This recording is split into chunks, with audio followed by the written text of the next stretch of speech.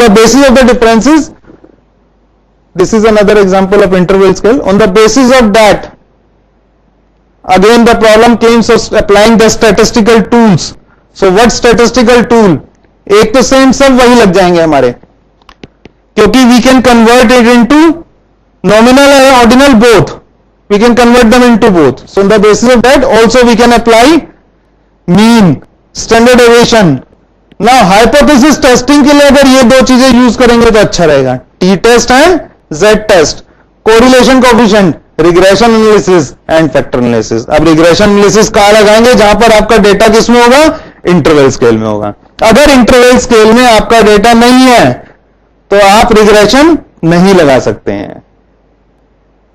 Ordinal और nominal पे नहीं लगेगा रिग्रेशन. रिग्रेशन कहां लगेगा? That will be only on the interval scale. So your data should be on the interval scale in order to apply the regression.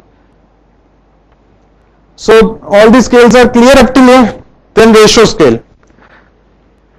This we generally don't use in management research. We usually don't include such kind of questions in our research. This is the highest level of measurement and takes care of the limitations of the interval scale measurement, where the ratio of the measurement on the scale does not have a meaningful interpretation. अगर ratio का नहीं है तो उसके लिए हमने फिर क्या करा? इंटरवल स्केल पे रेशो का नहीं था तो हम उसके लिए अलग से रेशो स्केल भी हैव कंस्ट्रक्टेड. सो मैथमेटिकल उसमें y equal to a plus b x होता है, इसमें फॉर्म क्या होती है? y equal to b x. So what kind of shape we will be getting from y equal to b x? Straight line passing through the origin. So here the straight line will be passing through the origin. Intercept कितना होगा? हमेशा इसमें zero होगा. Intercept हमेशा zero होगा. सो in ratio scale उस पर मैं आऊंगा, ग्रेडियंट, स्लोप एंड इंटरसेप्ट पे अपने नेक्स्ट सेशन में जब हम रिग्रेशन करेंगे तब हम ये सब चीजें पढ़ेंगे, इस टाइप की चीजें. So in ratio scale there is a natural zero origin. You can see the examples of ratio scale. Direct questions पूछे जाते हैं. How many chemist shops are there in your locality? How many students are there in the MBA program at RDAS? You will be having such direct questions over there. All the mathematical and statistical operations you can apply on these kind of questions. कुछ भी लगा सकते हैं क्योंकि direct data आपके पास आ रहा है. एक certain figure you will be getting on the when the mathematical figure is over there. On that you can apply any mathematical or statistical operation on that. Now I am coming to the classification of scales. ये हमने पढ़ा था broadly आप कैसे अलग करते हैं scales को 4 डिफरेंट टाइप्स में.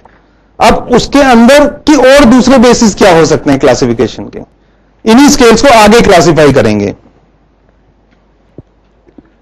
Now on the basis of the number of items in the scale, scale में नंबर ऑफ आइटम्स होती है ना, तो on the basis of that the scales are being classified into 2 categories, single item versus multiple item scale. अब ये single item scale क्या होता है? In the single item scale there is only one item to measure a given construct.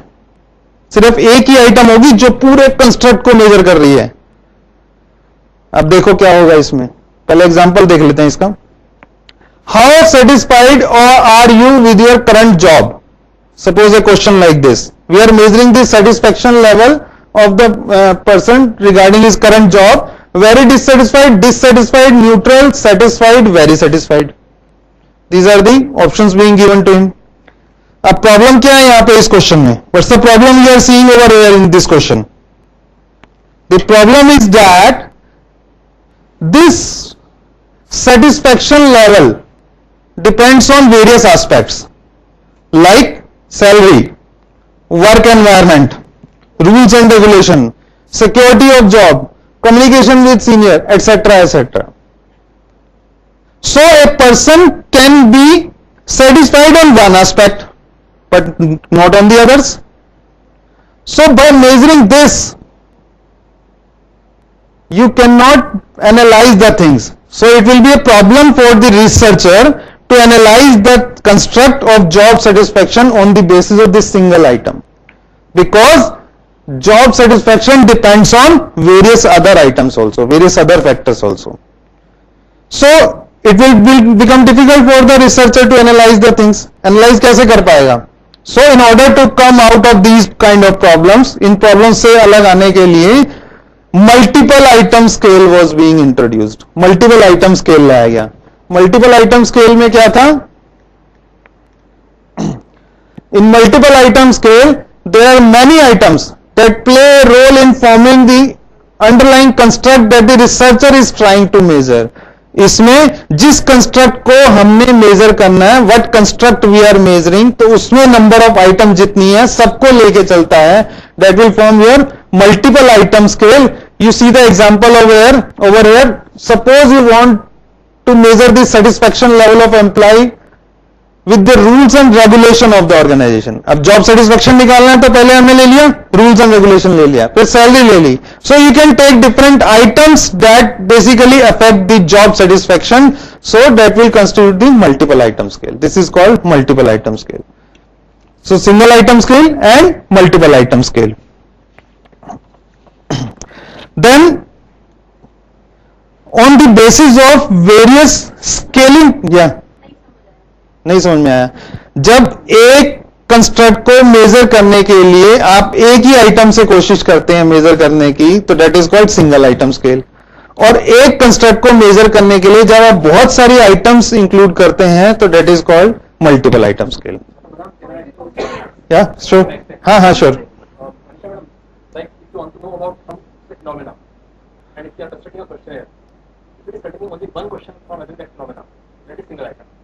So item is question.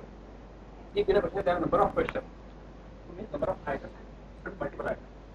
So for measuring job satisfaction, you are bringing 10 questions, should multiple items. If it is containing only one question, it is single item. Clear? Thank you, Tushar sir. That I have expected I have already told you when I started this. It must be an interactive session.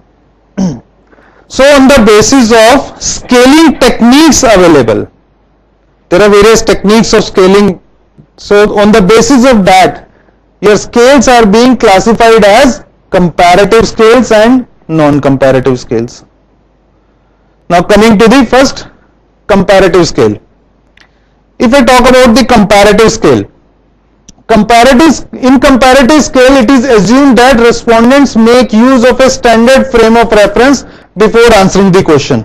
So in the comparative scale, what is being given? You have to compare the two things. दो चीजें आपने compare करनी है और उसमें आपको एक standard frame of reference, predefined set of stimuli will be given to you already. Some stimuli, some frame will be given to you. On the basis of that, if you have to compare the two things, that is called comparative scale of measurement. Suppose that you want to measure the quality of beverages in barista and cafe coffee day. अब quality of beverages measure करना है आपने Barista में और Cafe Coffee Day. It's a comparative scale. आपको एक stimuli दे दिया जाएगा. Let's say see an example over here. Please rate the Domino's in comparison to Pizza Hut. अब डोमिनोज और पिज्जा हट का कंपैरिजन कर रहे हैं on the basis of these set of stimuli. We are comparing two items on a certain set of stimuli, that is called comparative scale. So here variety of mean, option, value for money, and these are the attributes that been taken. So comparative scale is clear. Now there is a format of comparison scales. अलग अलग formats हैं, इसके तरीके हैं. First one is paired comparison scales. Paired comparison scale में क्या होता है? इसमें रेस्पोंडेंट को बेसिकली, चलो इसमें पढ़ते हैं एग्जांपल लेके. In this respondent is presented with two objects and is asked to select one according to criteria he और she wants to use. The resulting data from this scale is ordinary in nature. देखो, दो चीजें दे दी, दो चीजों में से you have to select only one.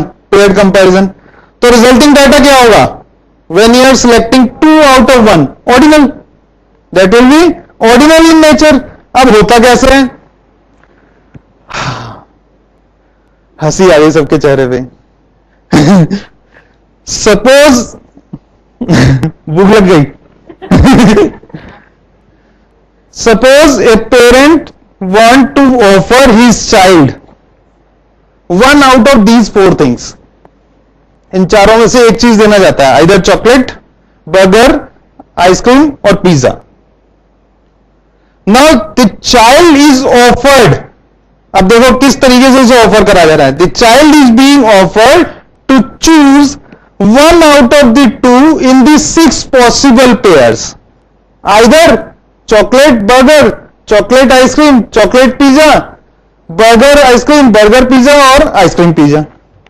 So when we were having 4 different options, जब 4 options थी, we have to choose one. So how many paired comparisons were available? कितने पेयर्ड कंपैरिजन थे? 6। कितने पेयर्ड कंपैरिजन बने? 6। सो अगेन अवर बीन 10 कम। In general, if there are n items, if there will be n number of items, how many paired comparison will be? N into n minus 1 by 2. 4 थी ना, 4 into 3, 12 divided by 2, that is 6. 6 options available. It's clear up till here. Now you can use these comparison techniques to analyze the things, but there is a limitation to this technique. Limitation is what? अगर हमारे पास 10 item होंगी, 10 item होंगी तो क्या करोगे? कितने total comparison बन जाएंगे पेयर्ड कंपैरिजन 10 आइटम्स में? 45।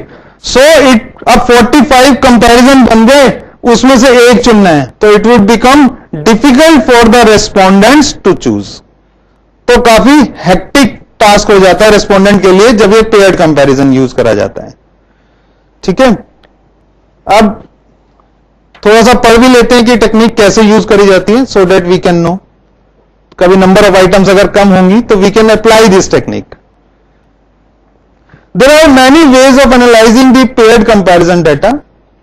The analysis of paired comparison data would result in an ordinal scale and also in an interval scale. अब पेयर्ड कंपैरिजन आ गया, पेयर्ड कंपैरिजन डेटा जो आपके पास आया है, दैट यू हैव ऑब्टेन्ड, उसको एनालाइज भी तो करना है। तो उसको एनालाइज करने के लिए what you will do? You have to convert the data. किस में कन्वर्ट करेंगे? आइदर इन ऑर्डिनल और इन ऑर्डिनल और इन इंटरवल स्केल मेजरमेंट। इन दोनों में कन्वर्ट करेंगे तभी तो हम टूल्स लगा पाएंगे, क्योंकि ऑर्डिनल में लगाएंगे हम। अगर ऑर्डिनल में कन्वर्ट करेंगे तो उसमें अगर मुझे हाइपोथेसिस टेस्टिंग करनी है तो कौन सा टेस्ट लगाऊंगा मैं? Sign test. ऑर्डिनल में साइन टेस्ट, और इंटरवल में हाइपोथेसिस टेस्टिंग करनी है तो कौन सा टेस्ट लगाऊंगा? T test, Z test. Regression analysis भी कर सकते हैं, कोरिलेशन भी कर सकते हैं, factor analysis, that is the most important part. बहुत अच्छी चीज बताई मैम ने, फैक्टर एनालिसिस। फैक्टर एनालिसिस करके उनको कम कर सकते हैं डेटा को हम।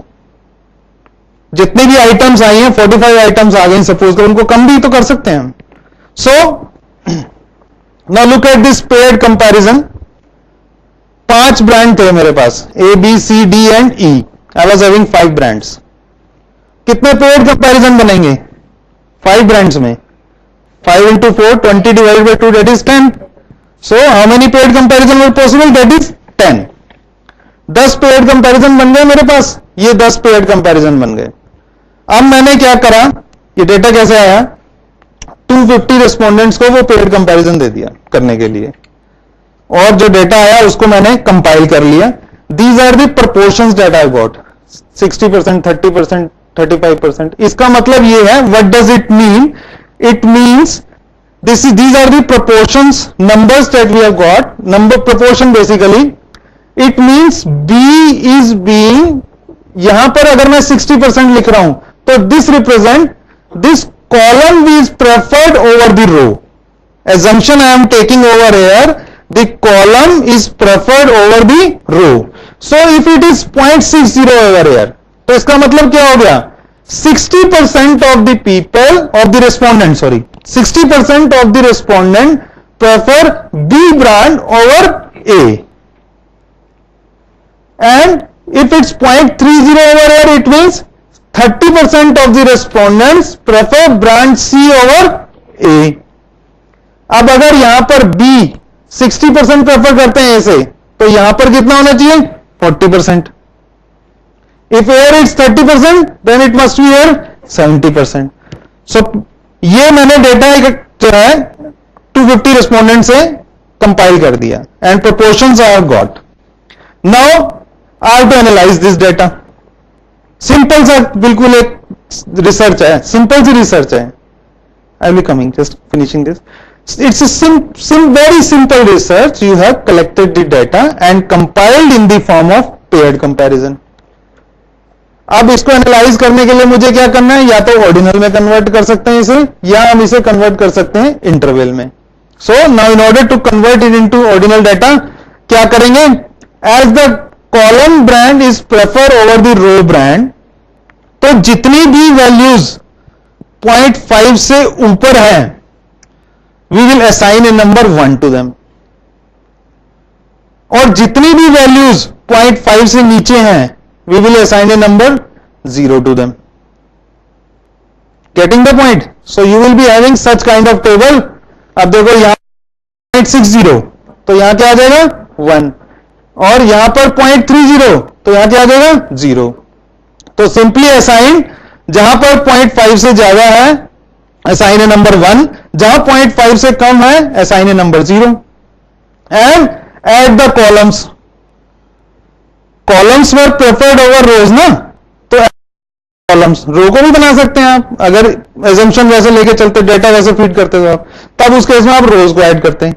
So when you add the column, the highest is here, then B, then A, C. So when 10 has come, so now ordinal scale of brands is D, then B, then A, C and E. Ranking we have got.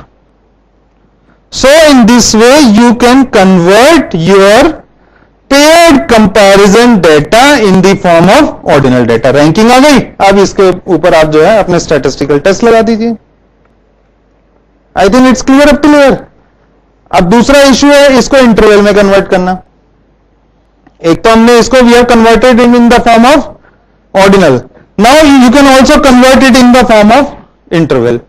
If you have to convert it in the form of interval, you assume that these are all the probabilities and they follow the normal distribution. ये सारी हमारी probabilities हैं and they follow the normal distribution. So जहां पर value, so what you will do?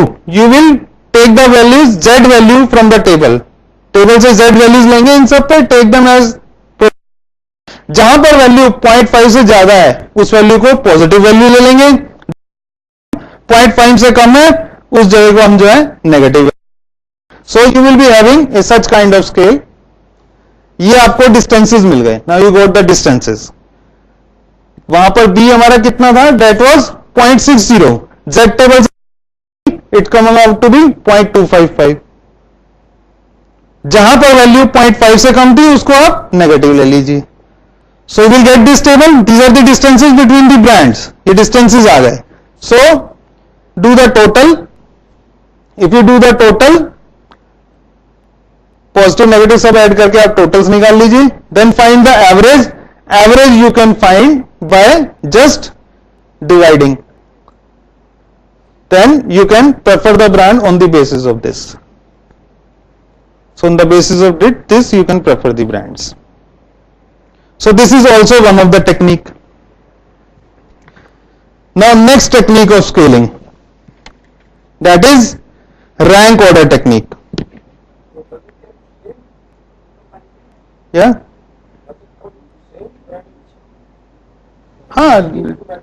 Yeah, these two methods are not same basically. We can, yeah. Result of these two. No. Result of these two cannot be same. We can apply in different situations. So when you are comparing two pairs, you have to apply paired comparison. And when you have to give something in rank, so you have to apply rank order scaling over there. हाँ, तब तो same आएगा, result same आएगा, तब same आएगा. Result same ही है sir, आप देखेंगे DBAC and here DBAC. Result is same in both the things. So rank order scaling, in this respondents are presented with several objects simultaneously and asked to order them. Soft drink के brands दे दिए and it is being asked to rank them. So people used to rank 1 as this, 2 as this, 3 as this according to their choice, according to their preferences. But there is a limitation in that. Limitation क्या है? वो cold drink का brand ही नहीं है, soft drink ही नहीं है जो मुझे पसंद है. These are the errors in your scaling. It doesn't contain the soft drink brand जो मुझे पसंद है, और मैं रैंकिंग दे रहा हूं 1, मुझे पसंद नहीं है, सपोज करो स्प्राइट आई डोंट लाइक, और मैं उसे रैंकिंग दे रहा हूं. So these are the two limitations. First, the brand is not available over here, and second, that the thing that you don't like, even you have to rank that. So these are the two limitations of such kind of scaling technique, that is rank order scaling. Constant sum rating scale, it's very good. Even I have used this technique in the circle model also, अगर आपको याद हो तो circle model में भी ये technique मैंने use करी थी. Here preferences are being given, DPS Modern School, RDPS, APJ, DAV, Lakshman Public School, Tagore International, on a total point of 100 points per preferences are being given to us, and the respondents are asked to divide the 100 point on this scale. 100 point को इस scale पे divide करना है. अब इसमें suppose करो the respondent has given 30 points to RDPS and 15 points to DAV.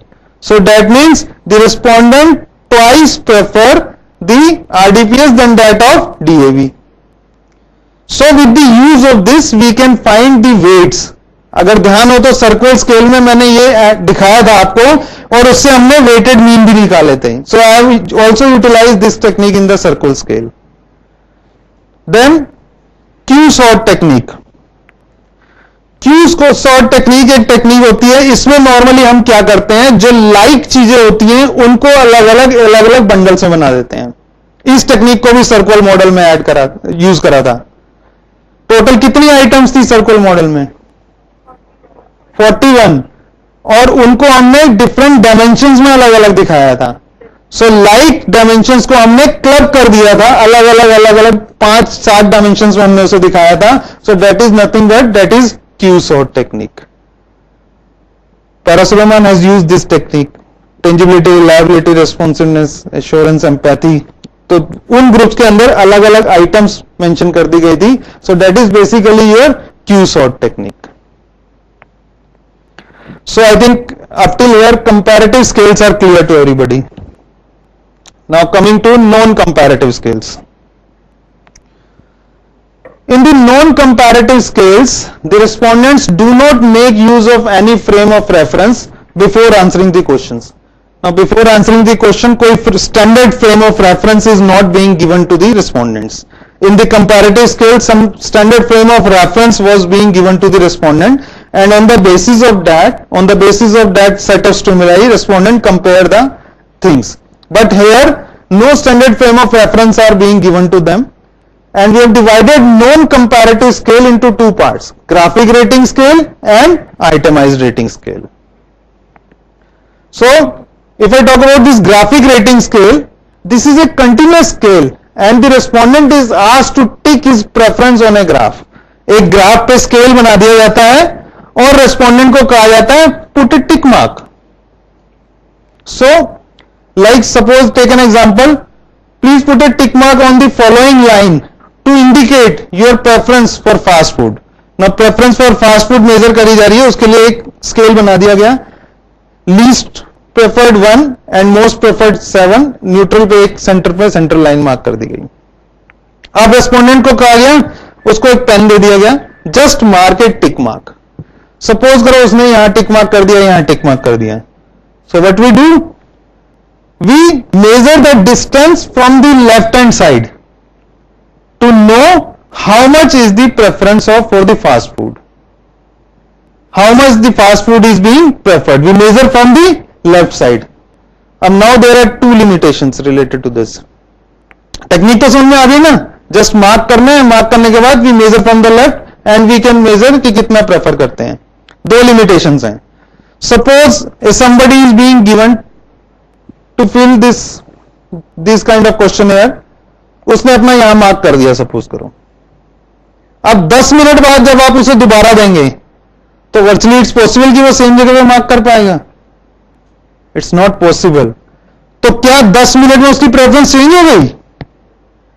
This is one of the limitation. And second limitation that is related to the respondents. It's very difficult, very tedious task to basically analyse the things, to collect the data and to code the data. उनको करना बहुत difficult work हो जाता है researcher के लिए.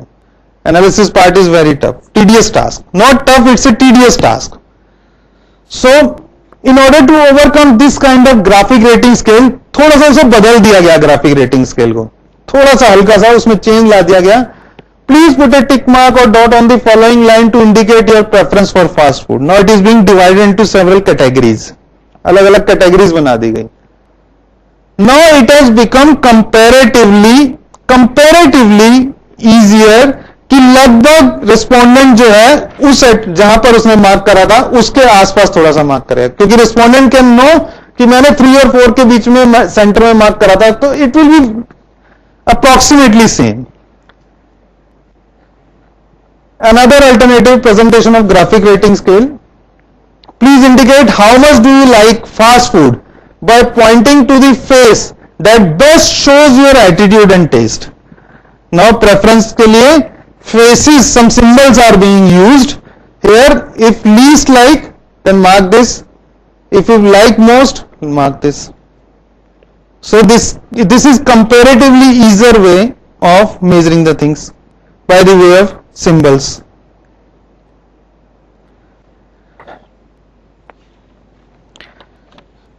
Next one is your itemized rating scale. In the itemized rating scale, the respondents are provided with a scale that has a number of brief descriptions associated with each of the response categories. The response categories are ordered in terms of the scale position, and the respondents are supposed to select the specified category that describes in the best possible way an object is rated. Mostly जितने भी सर्वे होते हैं सब इसी पर ही होते हैं. ज्यादातर लोग इसी को ही यूज करते हैं सर्वे मेथड में. Like example, how important is price to you in buying a car? Very important, relatively important, neither important nor important, relatively important, relatively unimportant, very important. It should be, I think, unimportant. Sorry by mistake. So mostly सारे इसी पर ही होते हैं. Choices इस तरीके से दे दी जाती हैं and people are asked to mark this. Now there are certain issues. अब